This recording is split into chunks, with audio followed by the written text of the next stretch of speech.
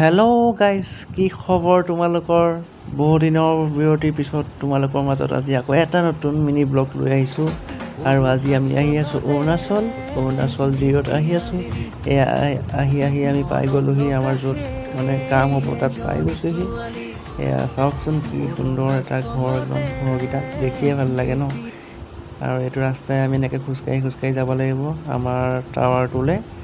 এয়া ব'লক, আমি লাহে লাহে গৈ আছোঁ। আপোনালোকক দেখাম ন, ইয়াত ইমান সুন্দৰ বাগান আছে ন, সকলো আপোনালোকক দেখাম। এয়া আহি একদম টাৱাৰটোৰ ওচৰতে দেখি গ'লোঁ নহয় এজোপা নাচপতি গছ, আৰু দেখিতো ৰখিবই নোৱাৰিলোঁ ন। নাচপতি তাতে পূৰা লম্বা নাচপতি লাগি আছে।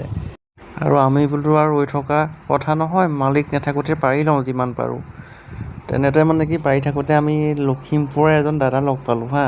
তেওঁ মানে তাতে কাম কৰে, এই বাৰীখন তেওঁ মানে চাফ চিকুণ কৰি আছে। তেওঁক সুধিলোঁ নাচপতি পাৰিব পাৰেনে? তেওঁ ক'লে পাৰা, কিমান লাগে লৈ যোৱা, আমি গাহৰিক খুৱাওঁ বোলে। তেতিয়াতো আৰু ৰখি থকা নাই আমি আৰু ন।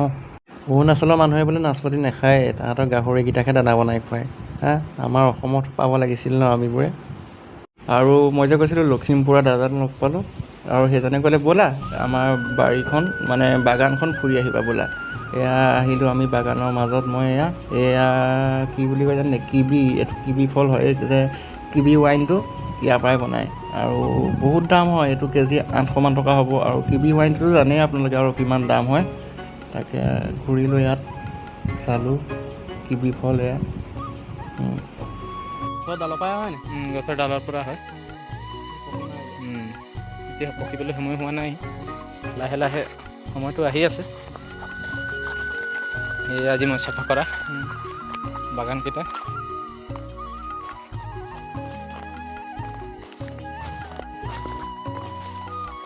এইটো অৰুণাচলৰ নহৰু পাত। নহৰু ক'ত থাকে? নহৰু নাই, পাতটোহে। এইটো নহৰু পাত ন অৰুণাচলৰ, মানে নহৰু তলত গুটি নোলায় নেকি? অঁ, নহৰু নাকি? সেইটো হেৰিয়াত দি দিব পাৰিলে আছিল ন। দি খাব পাৰে। অৰুণাচলৰ জালুক হা, আমাৰ জালুকৰ নিচিনা নহয় এইটো। সিহঁতে বইল বনালে এইটো দি দিয়ে, দেখিছে নাই তেনেকুৱা। শুনি চাওক, একদম পূৰা চেন আছে জালুক। এইটো জালুক, এইটো বইল চইল।